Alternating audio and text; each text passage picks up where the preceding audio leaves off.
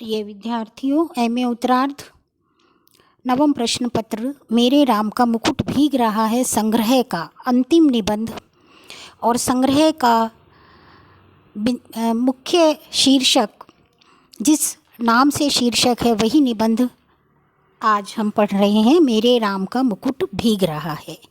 विद्यानिवास मिश्र की निबंध शैली में जो लालित्य है वो उनकी अपनी उद्भावना है। पुराण कथाओं के संदर्भ और जीवन दर्शन उनमें छिपे हुए हैं। स्थल विशेष को देखकर उमड़ी भावधाराओं के आधार पर कल्पना की उड़ान भी उनकी अपनी है। निबंध के संदर्भ में मिश्र जी ने समष्टि चेतना के अनुभव बनाकर प्रस्तुत किए हैं। जीवन के अनुभव और भाषा के अनुभव समान होने पर ही किसी भी तरह से सृजन में संप्रेषण संभव होता है और यही मिश्र जी के लालित्य का प्रमाण है। मिश्र जी ने अपने निबंधों में अपने अनुभवों को भाषा के अनुकूल बना करके जिस शैली में प्रस्तुत किया है वह अद्भुत है और हिंदी साहित्य जगत की बहुत बड़ी अमूल्य निधि है। अब हम जो निबंध पढ़ रहे हैं वह देखिए। महीनों से मन बेहद बेहद उदास है। उदासी की कोई खास वजह नहीं, कुछ तबीयत ढीली, कुछ आसपास के तनाव और कुछ उनसे टूटने का डर, खुले आकाश के नीचे भी खुलकर सांस लेने की जगह की कमी। जिस काम में लग कर मुक्ति पाना चाहता हूँ उस काम में हजार बाधाएं। कुल ले देकर उदासी के लिए इतनी बड़ी चीज़ नहीं बनती, फिर भी रात रात नींद नहीं आती। दिन ऐसे बीतते हैं जैसे भूतों के सपनों की एक रील पर दूसरी रील चढ़ा दी गई हो और भूतों की आकृतियाँ और डरावनी हो गई हो। इसलिए कभी कभी तो बड़ी से बड़ी परेशानी करने वाली बात हो जाती है और कुछ भी परेशानी नहीं होती। उल्टे ऐसा लगता है जो हुआ एक सहज क्रम में हुआ, न होना ही कुछ अटपटा होता और कभी कभी बहुत मामूली सी बात भी भयंकर चिंता का कारण बन जाती है। ये एक सहज मन स्थिति का वर्णन है कि सामान्यतः जीवन की रवानगी में कभी कभी ऐसा होता है कि कोई बड़ी बात नहीं होती है, लेकिन हमें सब कुछ अटपटा लगता है और एक अजीब सी उदासी मन में ठहर जाती है। अभी 2-3 रात पहले मेरे एक साथी संगीत का कार्यक्रम सुनने के लिए 9 बजे रात गए। साथ में जाने के लिए मेरे एक चिरंजीव ने और मेरी एक मेहमान महानगरीय वातावरण में पली कन्या ने अनुमति मांगी। शहरों की आजकल की असुरक्षित स्थिति का ध्यान करके इन दोनों को जाने तो नहीं देना चाहता था, पर लड़कों का मन भी तो रखना होता है। कह दिया 1-1.5 घंटे सुनकर चले आना। रात के 12 बजे लोग नहीं लौटे। गृहिणी बहुत उद्विग्न हुई, झल्लाई। साथ में गए मित्र पर नाराज होने के लिए संकल्प बोलने लगी। इतने में जोर की बारिश आ गई। छत से बिस्तर समेट कर कमरे में आया। गृहिणी को समझाया बारिश थमेगी, आ जाएंगे। संगीत में मन लग जाता है तो उठने की तबीयत नहीं होती, तुम सो, ऐसे बच्चे नहीं हैं। पत्नी किसी तरह शांत होकर सो गई, पर मैं अकुला उठा। बारिश निकल गई, ये लोग नहीं आए। बरामदे में कुर्सी लगाकर राह जूहने लगा। दूर कोई भी आहट होती तो उद्ग्र होकर फाटक की ओर देखने लगता। रह रहकर बिजली चमक जाती थी और सड़क दिप जाती थी, पर सामने की सड़क पर कोई रिक्शा, कोई चिरई का पूत नहीं। एकाएक कई दिनों से मन में उमड़ती घुमड़ती पंक्तियाँ गूंज गई। मोरे राम के भीजे मुकुटवा, लक्ष्मण के पटुकवा, मोरी सीता के भीजे सेनुरवा, तू राम घर लौटहीं। मेरे राम का मुकुट भीग रहा होगा, मेरे लखन का दुपट्टा भीग रहा होगा, मेरी सीता की मांग का सिंदूर भीग रहा होगा, मेरे राम घर लौट आते।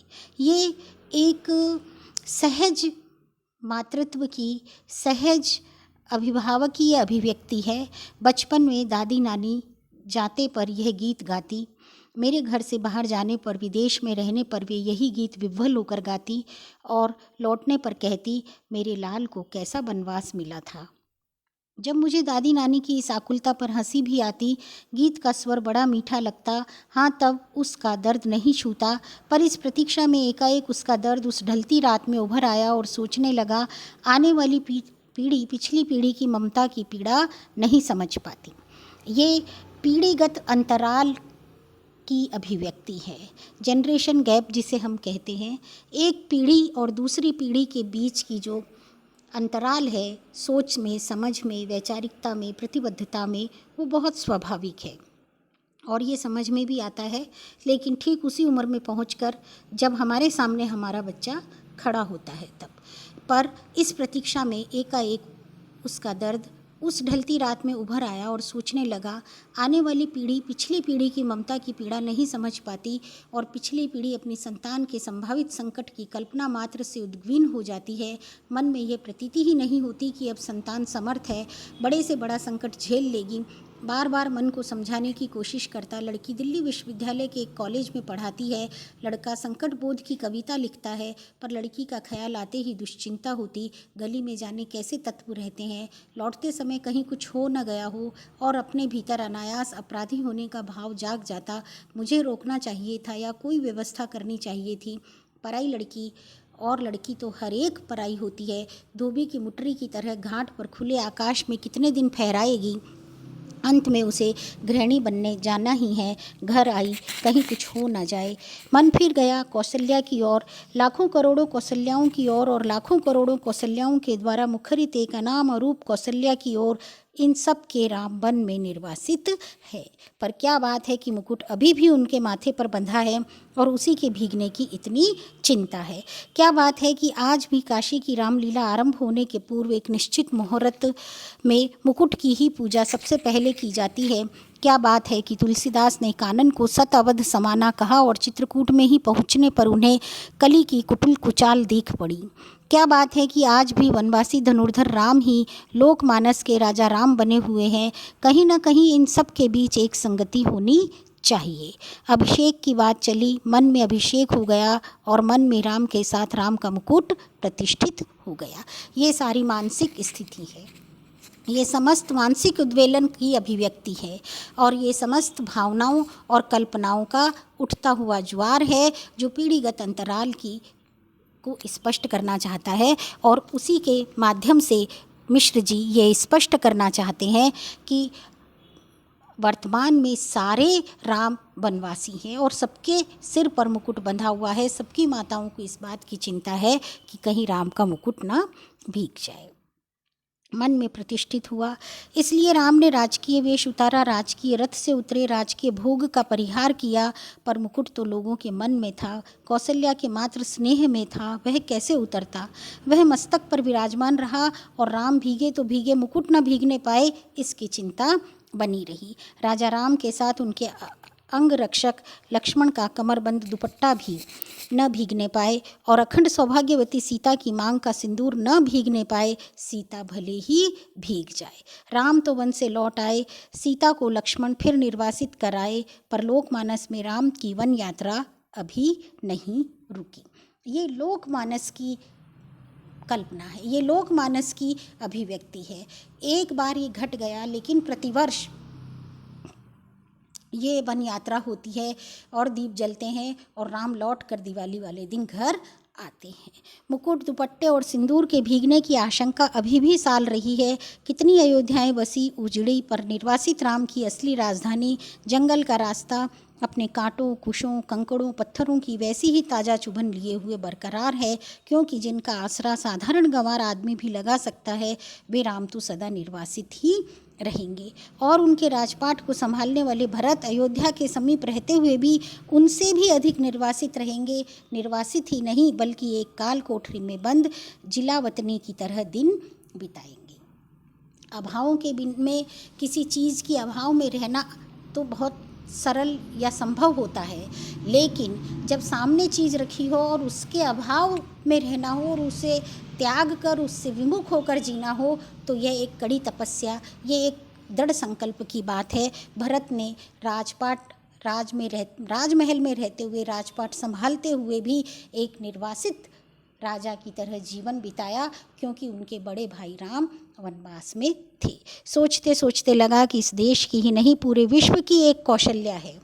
यहाँ पर ये एक व्यक्तिगत बात पूरी समष्टि की हो गई है। एक व्यक्ति, एक समूह बन गया है। एक अयोध्या पूरा एक विशाल विश्व बन गया है, जो हर बारिश में बिसूर रही है, मेरे राम का मुकुट भीग रहा होगा, मेरी संतान, ऐश्वर्य की अधिकारिणी संतान वन में घूम रही है, उसका मुकुट, उसका ऐश्वर्य भीग रहा है। मेरे राम कब घर लौटेंगे? मेरे राम के सेवक का दुपट्टा भीग रहा है, पहरुए का कमरबंद भीग रहा है, उसका जागरण भीग रहा है। मेरे राम की सहचारिणी सीता का सिंदूर भीग रहा है, उसका अखंड सौभाग्य भीग रहा है। मैं कैसे धीरज धरूं? मनुष्य की इस सनातन नियति से एकदम आतंकित हो उठा। ऐश्वर्य और निर्वासन दोनों साथ साथ चलते हैं। जिसे ऐश्वर्य सौंपा जाने को है, उसको निर्वासन पहले से बंधा है। जिन लोगों के बीच रहता हूँ, वे सभी मंगल नाना के नाती हैं, वे मुद मंगल में ही रहना चाहते हैं। मेरे जैसे आदमी को वे निराशावादी समझकर बिरादरी से बाहर ही रखते हैं। डर लगता रहता है कि कहीं उड़कर उन्हें भी दुख ना लग जाए। अपने अपने पुत्रों की, अपने अपने संतानों की सुख दुख की परवाह करती सारी कौशल्या माताओं के मन की ममता बहुत ही कॉमन है, बहुत ही समान भाव की है। नाम फ़र्क है लेकिन ममता वही है। और आगे लेखक इसी संदर्भ को स्पष्ट करता हुआ कहता है, मेरे जैसे आदमी को वे निराशावादी समझकर बिरादरी से बाहर ही रखते हैं। डर लगता रहता है कि कहीं उड़कर उन्हें भी दुख न लग जाए। पर मैं अशेष मंगल कामनाओं के पीछे से झांकती हुई दुर्निवार शंकाकुल आँखों में झांकता हूँ तो मंगल का सारा उत्साह फीका पड़ जाता है और बंधनवार न दिखकर बटोरी हुई रस्सी की शक्ल में कुंडली मारे नागिन दिखती है। मंगल घट औंधाई हुई अधफूटी गगरी दिखता है। उत्सव की रोशनी का तामझाम धुओं की गांठों का अंबार दिखता है और मंगल वाद्य डेरा उखाड़ने वाली अंतिम कारबरदार की सांस में बजकर एक बारगी बंद हो जाता है।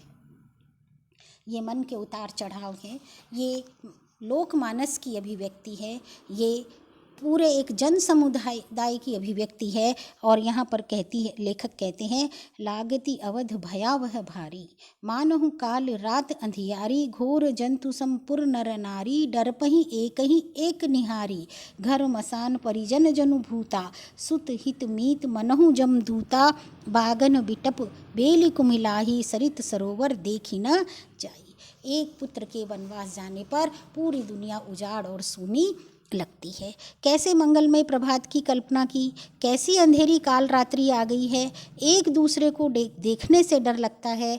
घर शमशान की भांति हो गया है। अपने ही लोग भूत प्रेत से लगने लगे हैं। पेड़ सूख गए हैं, लताएं कुम्हला गई है, नदियों और सरोवरों को देखना भी मुश्किल हो गया है, केवल इसलिए कि जिसका ऐश्वर्य से अभिषेक हो रहा था वह निर्वासित हो गया। अब कहीं पर भी किसी भी प्रकार का कोई ऐश्वर्य, कोई सामान्य बात हमें स्पष्ट नज़र नहीं आती। उत्कर्ष की ओर उन्मुख समष्टि का चैतन्य अपने ही घर से बाहर कर दिया गया। उत्कर्ष की, मनुष्य की ऊर्ध्वोन्मुख चेतना की यही कीमत सनातन काल से अदा की जाती रही है। इसीलिए जब कीमत अदा कर ही दी गई तो उत्कर्ष कम से कम सुरक्षित रहे, यह चिंता स्वाभाविक हो जाती है। राम भीगे तो भीगे, राम के उत्कर्ष की कल्पना न भीगे। बहुत सुंदर बात इन्होंने कही है, रेखांकित करिए कि राम भीगे तो भीगे, लेकिन राम के उत्कर्ष की कल्पना नहीं भीगनी चाहिए। वह हर बारिश में, हर दुर्दिन में सुरक्षित रहे। नर के रूप में लीला करने वाले नारायण निर्वासन की व्यवस्था झेले, पर नर रूप में उनकी ईश्वरता का बोध दमकता रहे। ये व्याख्या के योग्य है कि राम ने ईश्वर होकर नर के रूप में नारायण की लीला हेतु अवतार लिया था और मानव राम ने पूरी देव भूमि के होते हुए भी वो सारे दुख, सुख, कष्ट झेले थे जो एक सामान्य जनजीवन में होते हैं। पानी की बूंदों की झालर में उसकी दीप्ति छिपने ना पाए। उस नारायण की सुखसेज बने अनंत के अवतार लक्ष्मण भले ही भीगते रहें, उनका दुपट्टा, उनका अहर्निश जागर न भीजे। शेषी नारायण के ऐश्वर्य का गौरव अनंत के शेष के जागर संकल्प से ही सुरक्षित हो सकेगा और इन दोनों का गौरव जगत जननी आद्याशक्ति के अखंड सौभाग्य सीमित सिंदूर से रक्षित हो सकेगा।